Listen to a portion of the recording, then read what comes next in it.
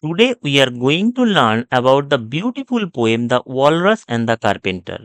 This poem is written by Lewis Carroll, whose real name was Charles Louis Dugson. He was not just a poet but a brilliant logician and a terrific storyteller. Lewis Carroll's most famous piece of writing was Alice's Adventures in Wonderland and Through the Looking Glass. This poem, The Walrus and the Carpenter, is taken from his Through the Looking Glass. Let's understand this beautiful poem where the poet has depicted the theme of innocence versus deception. We'll read the poem line by line and provide you the explanation of each and every difficult term along with the used figure of speeches. So let's begin. Here comes the first stanza. The sun was shining on the sea, shining with all his might. Might means strength. So this poem opens with a picturesque view of the gleaming sun which was shining very brightly over the sea, and it was working very hard and utilizing its full strength. It was making everything bright around him. In this line, shining with all his might, which figure of speech is used, students? Here, the poet is applying human attribute on the sun. That's why this line is belonging to personification. And the first line here, the symbol is used. That's why it's belong to the symbolism. Let's understand the remaining lines. He did his very best to make the billows smooth and bright. Here, billows, it means the swelling waves.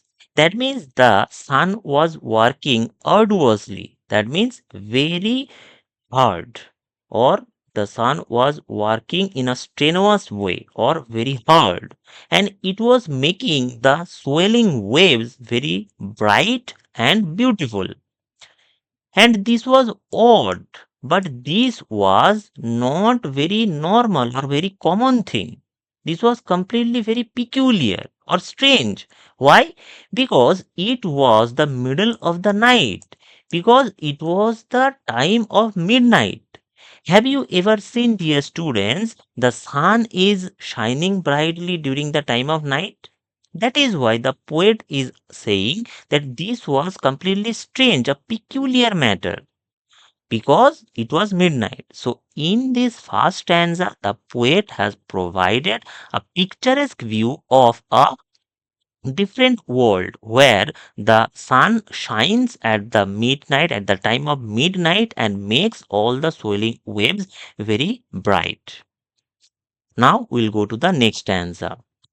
We know that the sun shines during the day and the moon becomes visible and looks very bright at the time of night.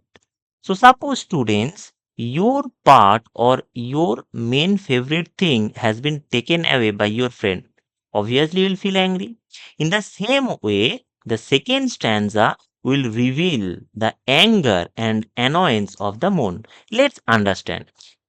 The moon was shining sulkily. Sulkily means in a mode of annoyance, because she thought the sun had got no business to be there after the day was done. The moon is getting angry or getting annoyed with the sun. Why? Because the moon is telling that the sun has already done its duty or work during the day. So it has no work. Business means here work. It has no work to be there at the time of midnight, because it has already completed its task during the day. Now the moon is saying it's very rude of him. The sun is behaving in a cruel way. She said, that means the moon is saying the sun is behaving very rudely. Why? To come and spoil the fun. Because at night the moon will shine brightly and will gain the praise of the people. But as the sun is brighter than the moon and it's shining very brightly, consequently, no one will praise the moon. So the moon is calling the sun a rude person. Why? Because it was spoiling her fun and enjoyment of work. So we have understood that in the second stanza, the moon is expressing her resentment over the sun because the sun was spoiling her fun. Now we'll move to the next stanza. See, you can see the picture. The sun is also very angry and the moon is expressing her anger here. Now the next stanza. The sea was wet as wet could be. The sands were dry as dry. So you can understand, dear students, here in these two lines with the usage of this as, simile is used. Simile. In these two lines, the simile we can find, the figure of speech. The sun was wet as wet could be. That means the sun was full of water and it was drenched with water or the humidity. That means the sun was very much humid or the sun was full of water as it's supposed to be. And the sands were dry as dry. That means the sands seems to be dried and it was dried also. That means here the sea and the sands both were in standardized state, but the sun was behaving unnaturally. That means the sea, the sands, everything was according to the natural phenomena and the natural rule. But the position of the sun was reverted. That means the sun was breaking the natural law. Here moon is resenting or moon is saying that even though all other things are happening according to the nature, it's only the sun, the rude one, who is going against the nature and breaking the natural laws. Now let's move to the next part. You could not see a cloud because no cloud in the sky. Now it is said that it was the time of midnight. There was no cloud at the time of night. So no one can see any cloud over there. Now the next answer, no birds were flying overhead. There were no birds to fly. And the moon is here giving the reasons that all other things, all other creatures, everyone was following the rule of nature. There, the cloud was also not there, so it was performing its duty. And the birds, even, they are not supposed to be there at midnight over the sky. So even the birds were not flying at that time. Now we are getting the introduction of the two next characters and the major or prominent figure of this poem. Now we are getting familiar with an animal, that is walrus. The walrus and the carpenter were walking close at hand. That means they are walking side by side. Now we come to know that the walrus and the carpenter were walking with hand in hand or walking very closely. They wept like anything to see such quantities of sand. Now, while they were walking, they felt very sad. Wait means here they felt very sad after looking at this huge quantity of sand. Now they said that if these were only cleared away, they said it would be grand. Now they desired or they thought that if this huge amount of sand could be cleared away, could be washed away, it would be a great source of enjoyment. Grand means great source of enjoyment for them. So they said this together. So, in this stanza, along with the standardized natural phenomena, we are getting introduction about the two characters, that is, those are Walrus and the Carpenter, who wanted to clear away or wash away all the sands by the sea beach. And they said that if the sands were cleared away, then it would be a great source of pleasure for them. Now let's move to the next stanza. If seven maids with seven mops swept it for half a year. Now, the carpenter and the walrus desired that if the seven maids with seven mops, mop means the objects used for mopping a place or clearing a place, if seven maids with seven mops can swept for 6 months in a year, do you suppose? The walrus said. Now the walrus is asking to the carpenter that do you think that they could get it clear? So do you think they would be able to clear all the sands by the sea beach? This question is asked by the walrus to the carpenter. Now the carpenter is saying, I doubt it, said the carpenter, and shed a bitter tear. Now the carpenter said that he was not sure, he was doubtful, and afterwards he shed a small amount of tear. Why this is called a bitter tear? Because this tear was coming out of sadness. Why he was sad? Because if the sands were there, then they would not get their food properly. What food I am talking about? They wanted to eat oysters. If the sea beach was full of dry sands, then obviously the oysters, the aquatic animal, will definitely not come on that dry sand. So consequently, this carpenter felt sadness for that and shed a bitter tear or a symbol of sadness. Now we'll move to the next interesting stanza. O oysters, come and walk with us. The walrus did beseech. Beseech means beg or requested. Now, after looking at all the oysters, the walrus requested them that, dear oysters, just come and walk with us. That means accompany us in our walking. Now, a pleasant walk and a pleasant talk along the briny beach. Now, briny means which is salted or full of saltness. Why briny beach? Because by the beach side there was salty water. So the salty water was making the beach salty as well. Now it is said that if the oysters are walking with the walrus, then it will be a very delightful or enjoyable walk. And they could also share some pleasant or enjoyable stories that will make their conversation much more communicable, or much more interesting, and they could walk by the salty beach or the briny beach. We cannot do with more than four to give a hand to each. That means here he is saying we cannot do with more than four. More than four, they cannot go, and they cannot go with hand in hand. Now, after that, the eldest oyster looked at him, but never a word he said.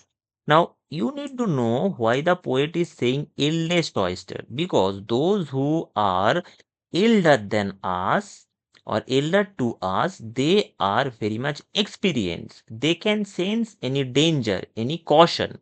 So, being very much experienced, the eldest oyster looked at the walrus, but he never uttered or said a single word. Now the eldest oysters winked his eye. Winked means looked very strangely and shook his heavy head. And he was shaking his heavy head. Here actually shook means the eldest oysters said that he did not want to accompany the walrus, and he was frowning at the walrus because he probably could sense the evil desire of the walrus. Now what evil desire? Let's read the poem and understand this. Here you can see the word meanings are already given. Beseech means, as I told you, to beg or to request earnestly, and briny means it is tasting like seawater, that means salty. Okay, now let's go to the next lines. meaning to say he did not choose to leave the oyster bed. That means, being very experienced, the eldest oyster said that he would not leave his residence of the oyster bed and he would not accompany the walrus anyway. Now, after the this stanza, but four young oysters hurried up, all eager for the treat. Now, as I told you, the four were ready because they wanted to walk hand in hand. Now, the four young oysters, or the oysters who are very young at age or very less in age, they were doing very hurriedly. They were in a hurry. Why they were in a hurry? Because they were eager to get the treat. Which treat we are talking about here? See, here the treat, as it is said, a pleasant walk and a pleasant talk along the briny beach. This treat is said here. Now, to enjoy the walk, these four little oysters were in a hurry, or they were preparing themselves very quickly because they wanted to get the treat of a pleasant walk and a pleasant talk along the briny beach. Their coats were brushed, their faces washed, their shoes were clean and neat. This is actually quite strange. Why strange? Because these are oysters. Again, the theme of personification is working here, and the oysters, being the creature, inanimate thing as considered, they are now preparing themselves. How they are preparing? Their coats were brushed. That means their shells, the oyster shells were brushed. Their faces washed. They were cleaned. They themselves cleaned them. They themselves cleaned. Their shoes were clean and neat. It's very funny that we are talking about the shoes of the oysters. Why funny? Because being the oyster, they would not have any feet. So how would they wear the shoes? The poet is playing fun here.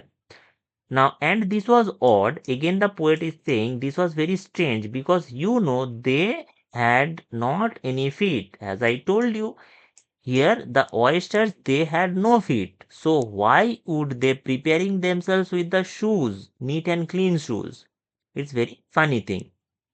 Next stanza, four other oysters followed them, and yet another four.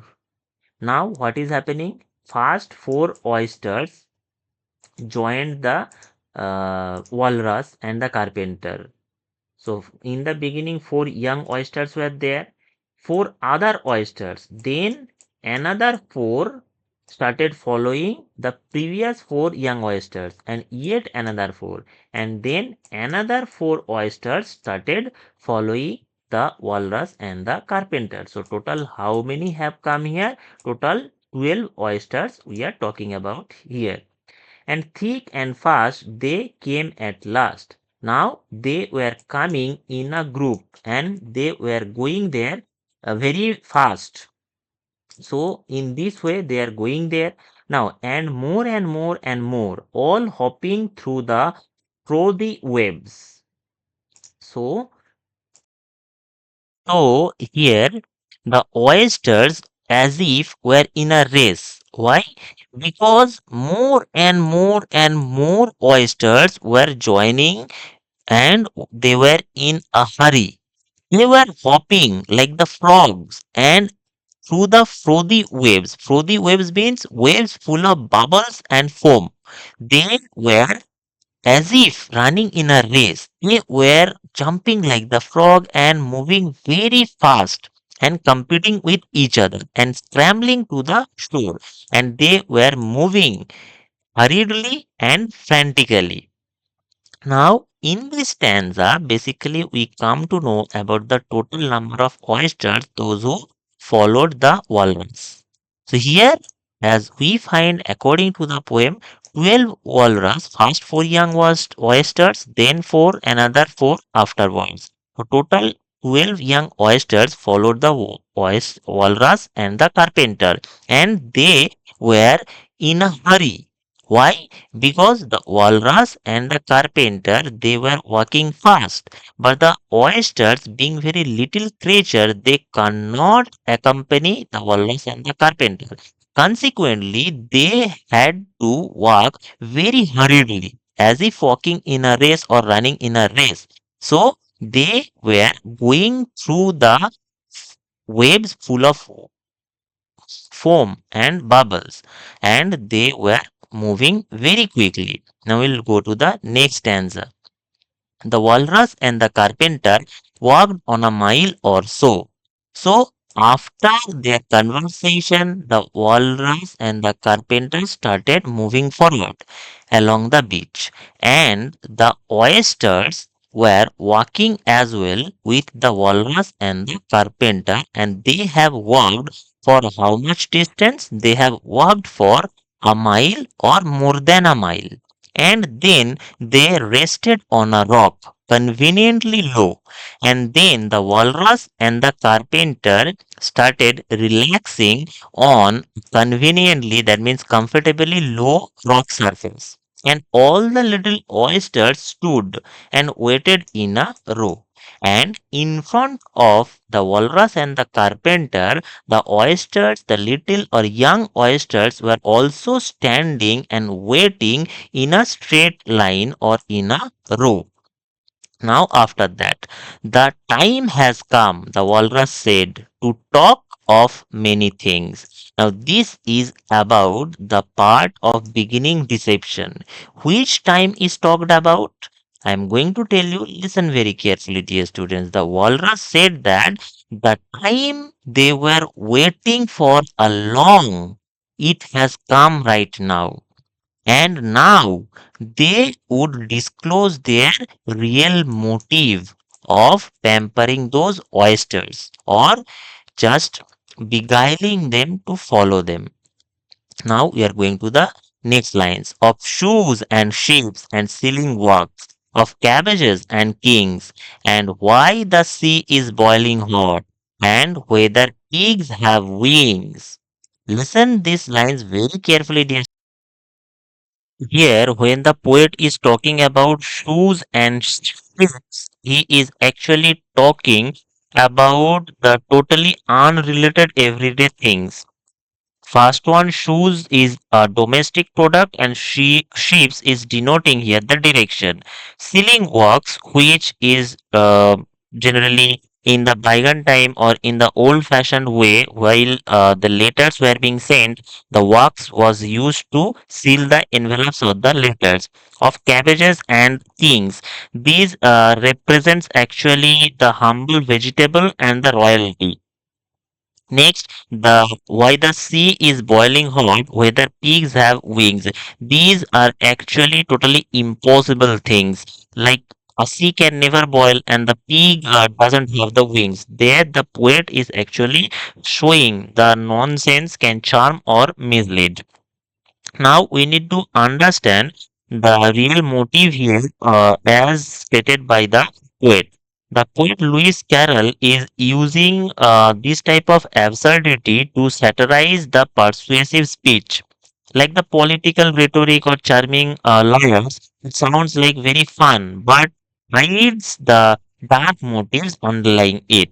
So, what's happening here in these lines? The walrus is, as you can see here, the walrus is trying to entice or the lure the oysters by talking in a roundabout way, as he wanted to devise or encapsulate his own evil desires. What evil desires? The evil desire of killing those oysters and eating them. So this walrus was actually, by playing the whimsical tone and utilizing his manipulative edge, the walrus talks nonsense about of many things.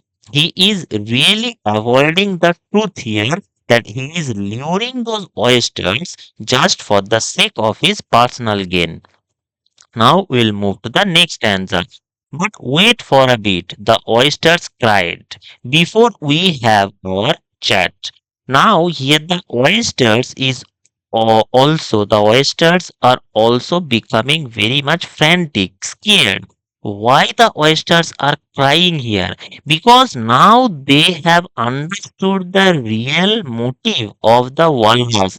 And the oysters, in a tone of pleading or in a tone of request, they are saying, just wait a bit, wait a little before we have our chat, before we complete our conversation. For some of us are out of breath because some of us are panting in breath.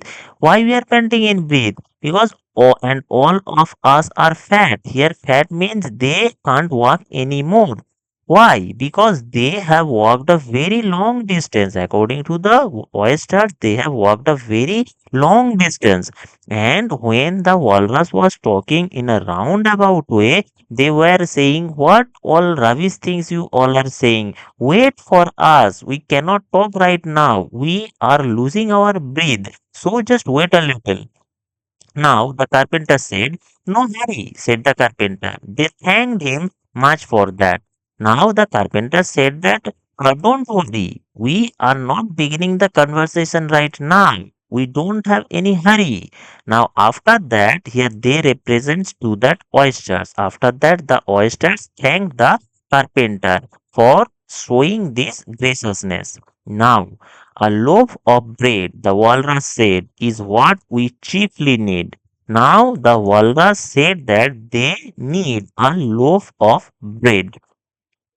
Pepper and vinegar besides are very good indeed. Now, alongside, if they could get the pepper and vinegar, it would be very great for them.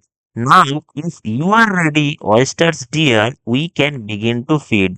Now, they have disclosed their real motive. What motive? Here, the walrus is saying that if the oysters are ready to die, then they can start eating them. Now, but not on us. The oysters tried, turning a little blue. Here, the oysters were shouting terribly because they were terrified by the scare of death. That means now the oysters have understood very clearly that they were going to be eaten up by those walrus and the carpenter. Consequently, due to severe fear of death, they turned pale and blue, and they requested them, please don't give pepper and vinegar over us because we will die. After such kindness, that would be a dismal thing to do. After all such cruelty or after all such fake veil of kindness, there the island will become very dismal. Dismal means which desolate or very alone. The night is fine, the walrus said. Do you admire the view? Now the walrus said that there is a very mesmerizing view of the night.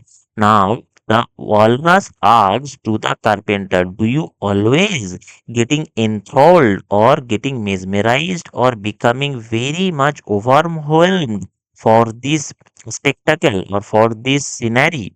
Now it was so kind of you to come and you are very nice. Now they together are saying to the oysters that we are very much grateful to you, dear, because you all have come here, and that is why we are thankful to you. Now, dismal means is very depressing or poor or inadequate. Now, let's go to that. The carpenter said nothing but cut us another slice. Now, the carpenter said not so much words, but he said that these oysters could be cut with another slice. I wish you were not quite so deaf. I have had to ask you twice. Now the carpenter is behaving rudely and saying that you oysters, are you fool or deaf? You can't hear properly. I will not repeat it anyway. Do I need to tell you that I am going to cut you? Now, after that, it seems a shame, the walrus said. The walrus said that is very much rude, very much cruel, and we should be ashamed for our actions. Why? Because to play them such a trick, because we have befooled them by beguiling uh, them here. After we have brought them out so far and made them trot so quick, that means after we have enticing him to come to this long distance, and then we have forced them to trot or to walk hoppingly and very quickly towards us or behind us. The carpenter said nothing, but the butter spread too thick. Now the carpenter had not uttered any word, but he sprayed the butter in a large quantity over those oysters.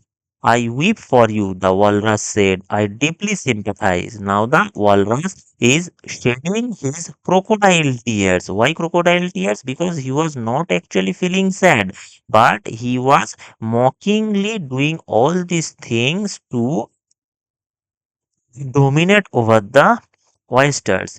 Now the walrus said that he is feeling sorry and he is showing his sympathy over those oysters for luring them or for cheating with them and killing them. With sobs and tears, he sorted out those of the largest size, holding his pocket handkerchief before his streaming eyes. Now, while he was shedding his crocodile tears, he had taken out his large pocket handkerchief and before after keeping it in front of his eyes from where tears were dropping after dropping down, he kept it over there and said all those things. So basically, in this stanza, what's happening? The walrus is shedding his crocodile tears and saying that he also feel very bad for those oysters because they have tricked them and made them over there.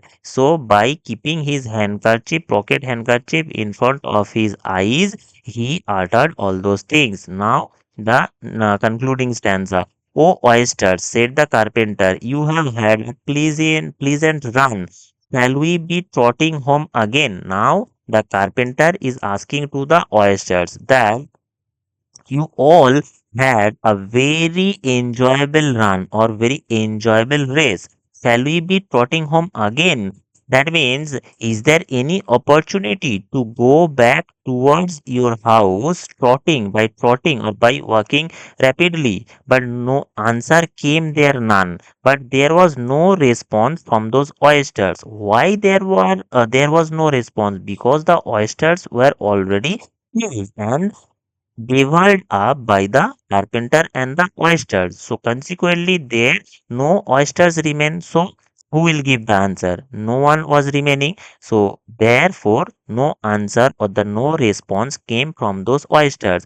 And this was scarcely odd because they had eaten everyone. And this was terribly very much wrong thing that they have performed because they have eaten all those oysters mercilessly. So, after reading this poem, we come to know that if we just believe anyone or if we have blind trust over any person, then we have to be deceived or we will be cheated very easily.